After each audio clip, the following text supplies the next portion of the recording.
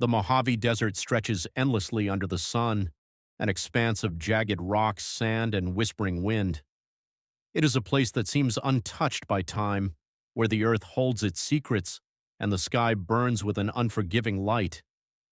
It was here, in the heart of California's desolate desert, that a man named William Burro Schmidt undertook a task so monumental, so utterly solitary, that it has echoed through history not for wealth or fame, but for sheer obsession. Schmidt was a miner by trade, a man of rugged hands and quiet determination, and he arrived in the desert in the early 20th century, a period when the promise of gold lured many to the Mojave's harsh terrain. But while others sought fortune above ground, Schmidt's ambition reached below. With nothing more than hand tools, picks, shovels, and a spirit that defied both reason and exhaustion, he began digging a tunnel into the rocky heart of the desert. No one knew precisely why he did it. Not his neighbors, not the few passing prospectors who occasionally glimpsed his progress. Schmidt never explained his motives. Perhaps it was the lure of gold, though he never struck it in any significant amount. Perhaps it was madness, or perhaps it was a compulsion born of isolation, of a desire to shape the world in his own image, block by block, rock by rock. Whatever the reason, the tunnel grew, mile by mile, until it became an underground labyrinth stretching hundreds of feet beneath the desert. William Schmidt was not a young man when he began his work. He was already middle-aged, and yet he moved through the desert as if it were a second skin. His tools were simple, almost primitive. Picks and shovels, hammers and chisels, a wheelbarrow to carry the broken stone out of the mine. And his burro, a faithful companion, carried supplies and provided silent company in a place where human voices were scarce. Over the years, as the desert sun rose and fell in its relentless rhythm, Schmidt worked with a dedication that blurred the line between determination and obsession. At first, his neighbors regarded him as eccentric. A man digging alone without machinery seemed like a curiosity, a figure out of a local legend yet to be written. Some said he had lost his mind, others whispered that he was searching for a treasure that did not exist. Schmidt did not respond. He simply dug. Days became weeks, weeks became months, and months became years. Seasons passed, scorching summers and bitter winters, each bringing its own set of challenges, yet Schmidt continued undeterred. The tunnel he created was no ordinary mine. It was a city of rock, a subterranean labyrinth that defied imagination. At its deepest points, it stretched for hundreds of feet, with chambers large enough to stand in, walls reinforced by timber he carried down himself, and passageways twisting in all directions. The sound of his hammer striking stone echoed through the underground halls, a constant rhythm of creation and destruction, a testament to human persistence at the edge of reason. Living in the desert was harsh, and Schmidt faced every hardship alone. Water was scarce, food had to be transported, and the sun could be merciless. Yet he adapted. He became a man entirely of the desert, moving with its rhythms, surviving off what little he could bring and what he could endure. At night, when the desert cooled and the wind whispered across the sand, he would descend into his creation, wandering the tunnels he had carved, perhaps marveling at what one man could accomplish in a world that seemed indifferent to human effort.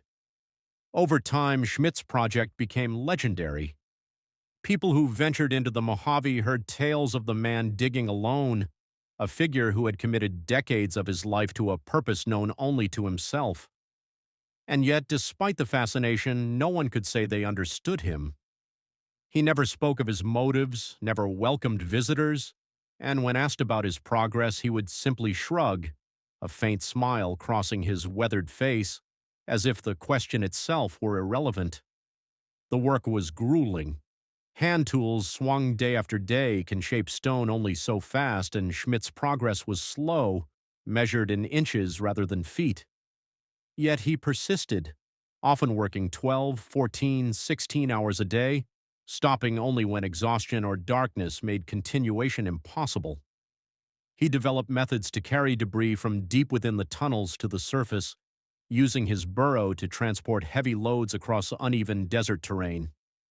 Every rock removed was a small victory, a step closer to an unseen goal, a silent dialogue between man and earth. As the years turned into decades, the tunnel grew ever more complex. Schmidt carved chambers, ventilation shafts, and side passages. In some places, he enlarged the rock to create spaces he could walk through comfortably, spaces where he could sit, rest, and perhaps dream. In other areas, he dug narrow corridors, twisting like veins through the stone, challenging anyone who might later attempt to map or navigate his creation. The underground city became a reflection of his mind, intricate, solitary, impenetrable, and entirely his own. Isolation was both a companion and a challenge. Schmidt's social interactions were minimal, letters were rare, and visitors even rarer. For a man so devoted to a single purpose, the world above ground seemed almost irrelevant. Time became measured not by calendars or clocks, but by the sun's journey across the desert sky and the slow accumulation of stone removed from the earth. Friends and family faded into memory, yet Schmidt persisted, driven by a force that outsiders could not comprehend. Occasionally, stories reached local townsfolk. They spoke of a man who had dug for decades, who emerged from the desert with hands calloused and scarred, eyes bright with a peculiar intensity, and clothing worn to threads. Some claimed he had found gold. Others claimed the tunnels were empty, a monument to futility. Schmidt offered no confirmation, no denial. The work itself was the statement, and in the Mojave that was enough.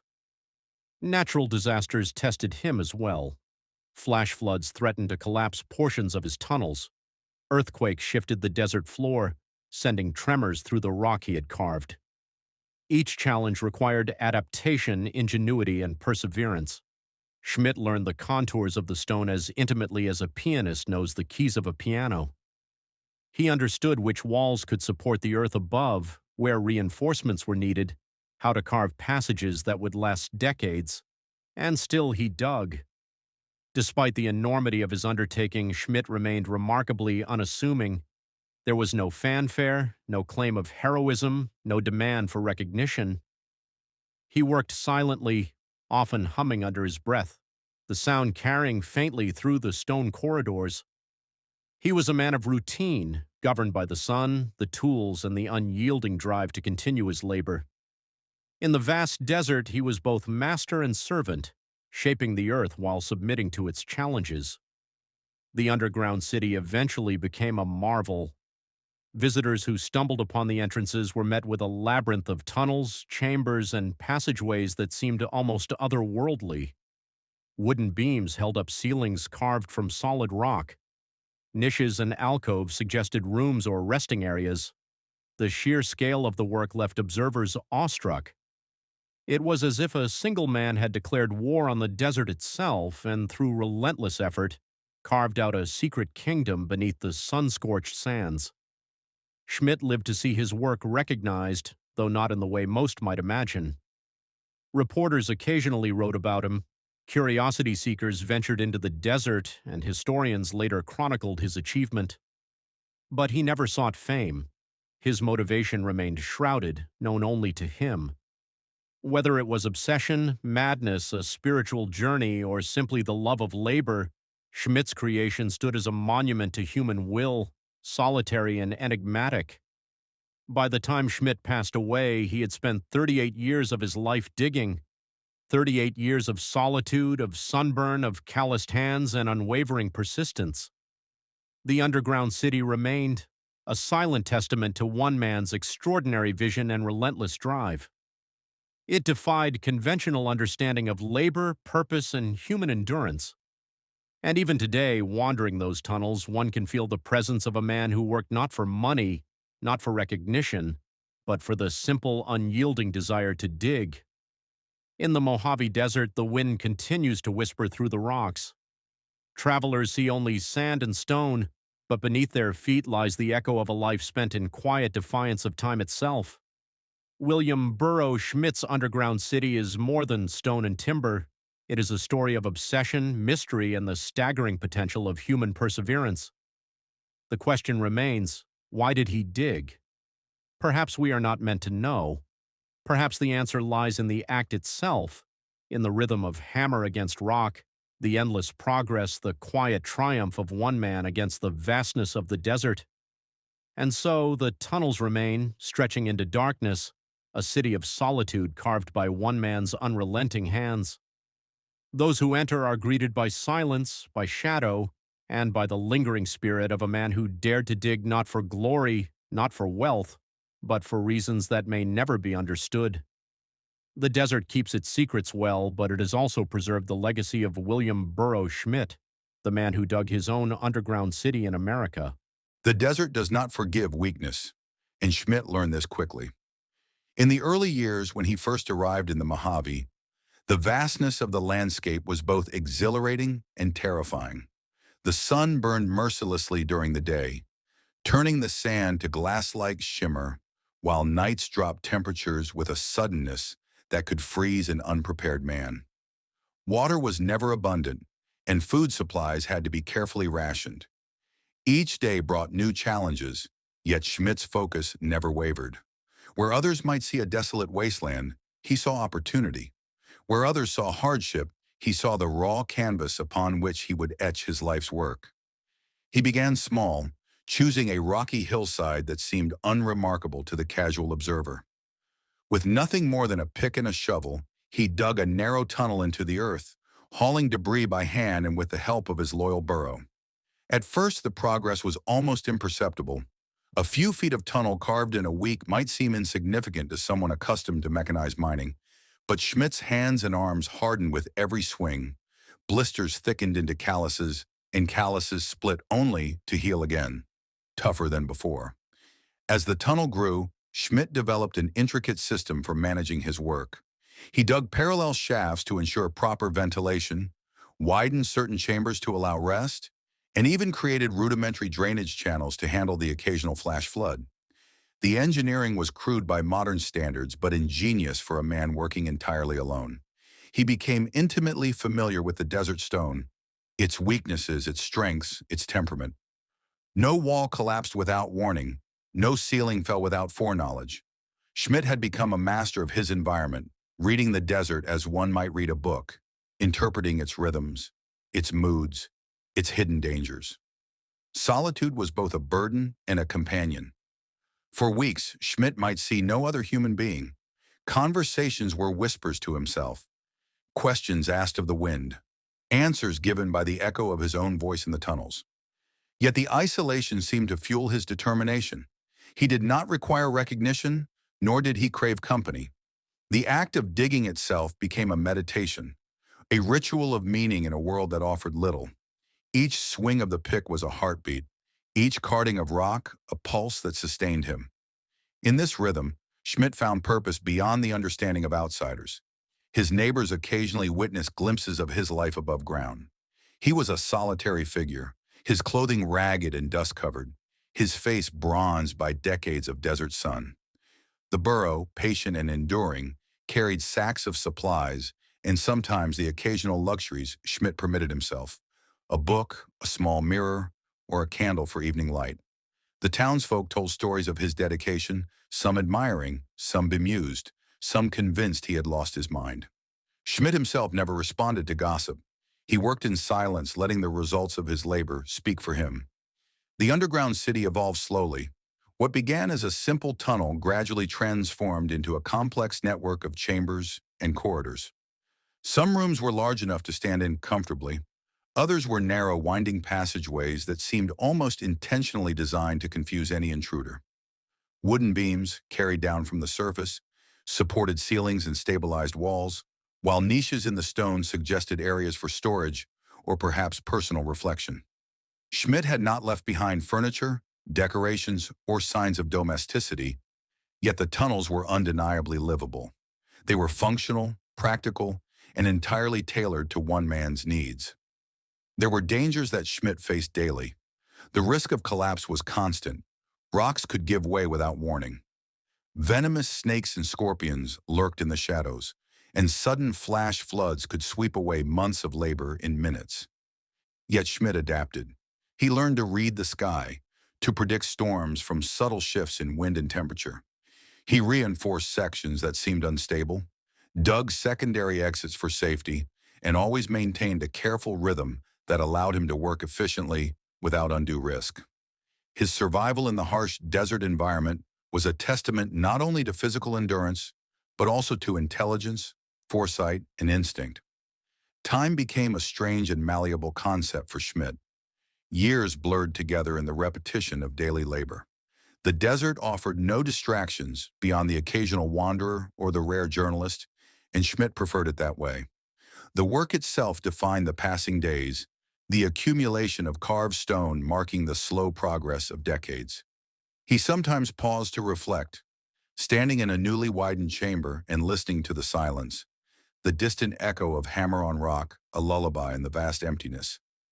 In these moments, one could imagine Schmidt contemplating the meaning of his labor, not in words, but in the quiet satisfaction of creation. Despite the isolation, Schmidt was not entirely disconnected from the world. Occasionally, he visited nearby towns to procure supplies or sell small amounts of gold he found while digging. These brief interactions were always cautious and understated. He spoke little, offered little explanation, and returned to his desert sanctuary as quickly as possible. Stories of the man who digs underground grew with each visit, feeding local legend. People speculated about his motives, some believing he sought hidden treasure, others convinced he was driven by madness, and still others simply fascinated by the sheer audacity of his endeavor. Schmidt never confirmed or denied any theory. His methods were remarkably meticulous. He kept tools sharp and organized, maintained careful records of which tunnels had been reinforced, and devised systems for carrying rock and debris efficiently. His burro, more than a simple pack animal, became a partner in his labor, carrying heavy loads, following commands, and providing quiet companionship in the unending solitude. Schmidt spoke to the animal often, as though conversation itself was essential to maintaining a connection to life above ground. In a desert without distractions, even a burro became a confidant, a witness, and a fellow laborer. Over time, the underground city took on an almost mythic quality. Word of Schmidt's efforts spread beyond the Mojave, reaching newspapers and eventually historians. People were fascinated by the sheer scale of the work, the fact that a single man had carved hundreds of feet of tunnels entirely by hand. Some visitors attempted to explore the labyrinth, only to become lost in its winding corridors. The complexity of the design, whether intentional or accidental, was astonishing. Here was a man who had created a hidden world beneath the desert, a private universe that reflected the limitless possibilities of human determination and obsession. The psychological toll of isolation cannot be overstated. Schmidt spent decades largely alone, exposed to the relentless forces of nature and the crushing weight of solitude. Yet rather than breaking him, this isolation seemed to crystallize his purpose. The act of digging became both a coping mechanism and a statement of existence. Hammering rock day after day, enduring heat and cold, watching the tunnels grow ever larger, Schmidt defined himself through labor. He was not a man seeking recognition. He was a man seeking the fulfillment of a personal, inscrutable vision. Natural challenges continued to test him.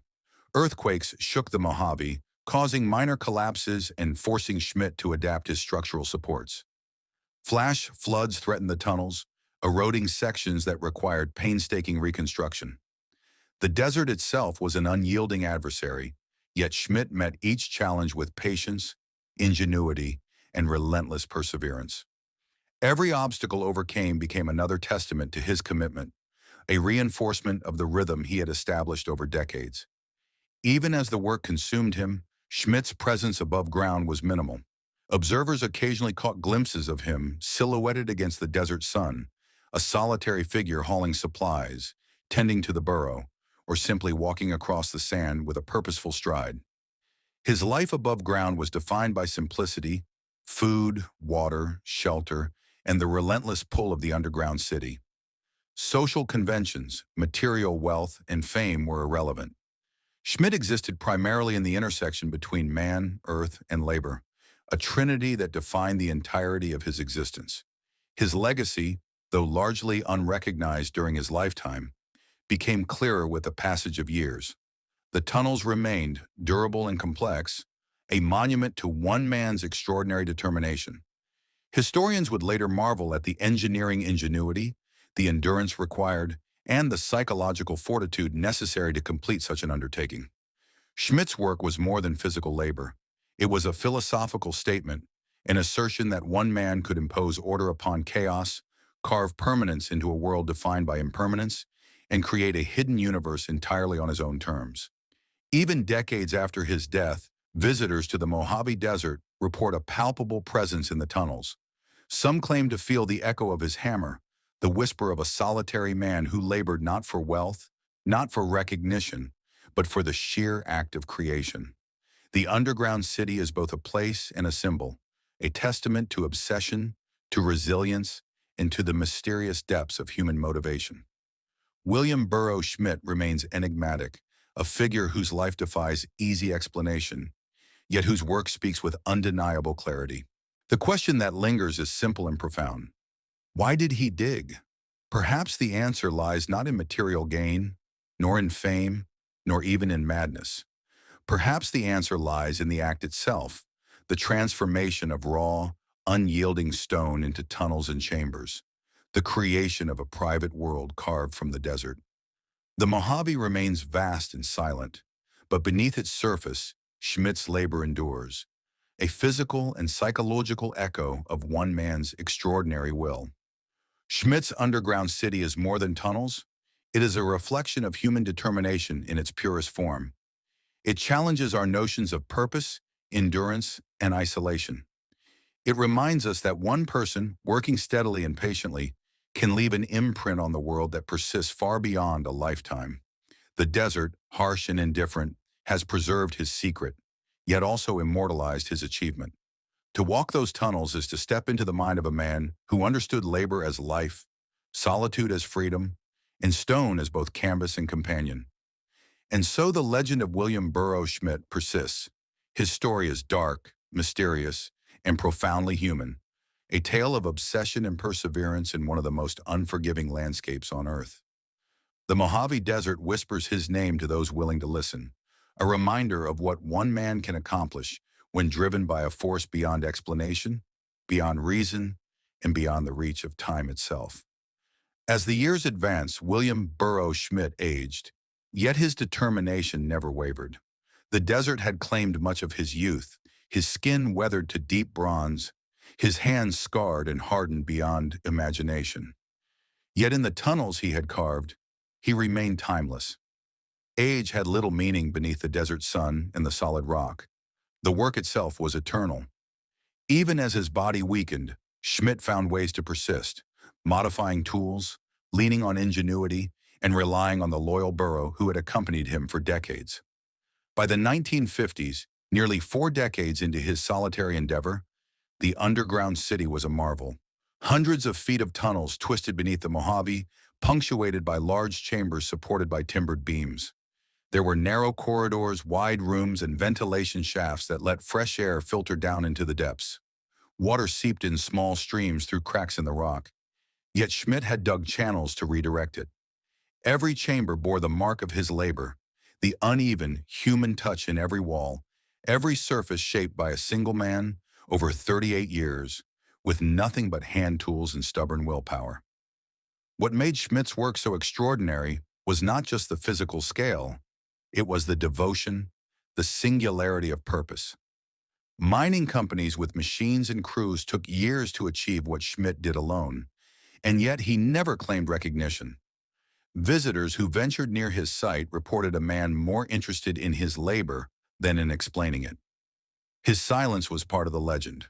Those who asked why he dug were met with little more than a shrug, or sometimes a faint smile. The desert had become his confidant, the rock his companion, the act of digging his reason for existence. Throughout the decades, Schmidt maintained routines that allowed him to survive physically and mentally. He stored food in small caches near the tunnel entrances, often simple staples that could endure the desert heat.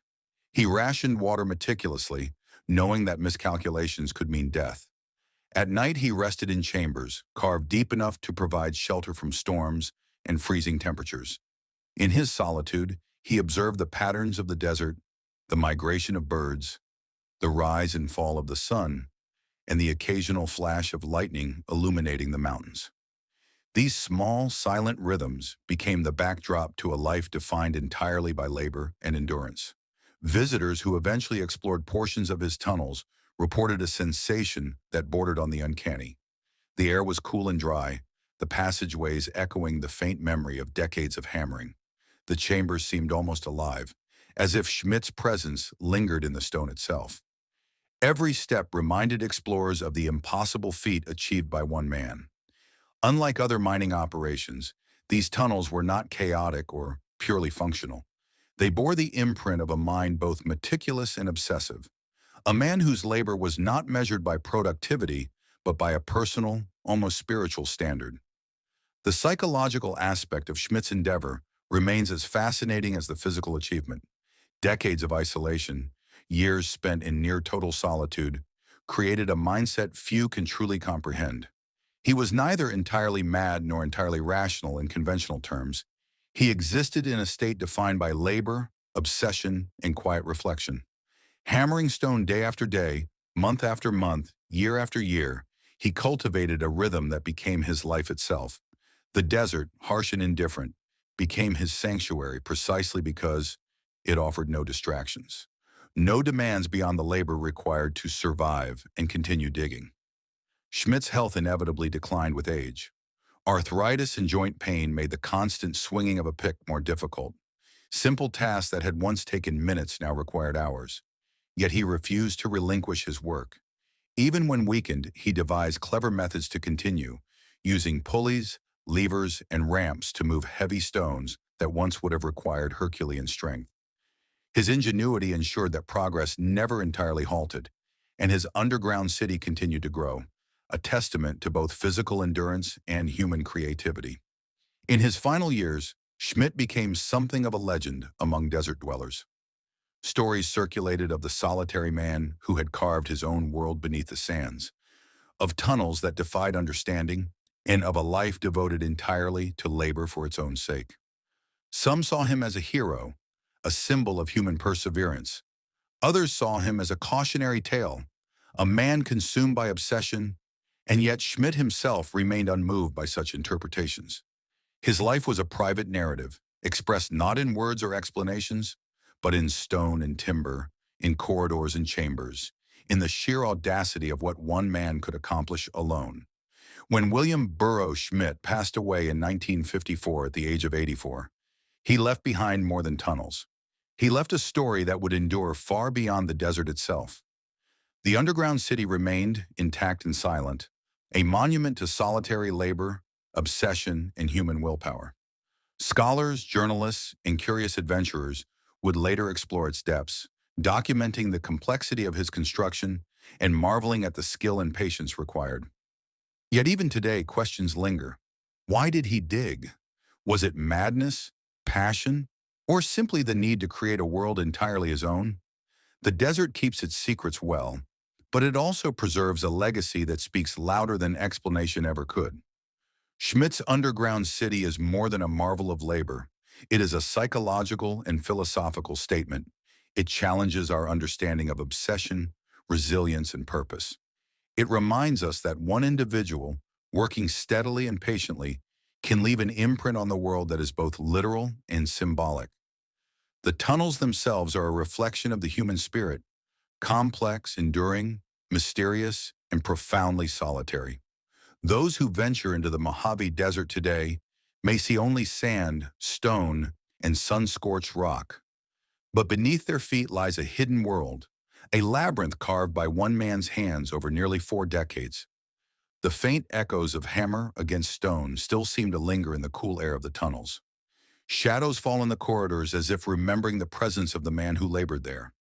Schmidt's story is a reminder of the power of human determination, the mystery of personal obsession, and the extraordinary feats that can be accomplished when a life is devoted entirely to a singular purpose.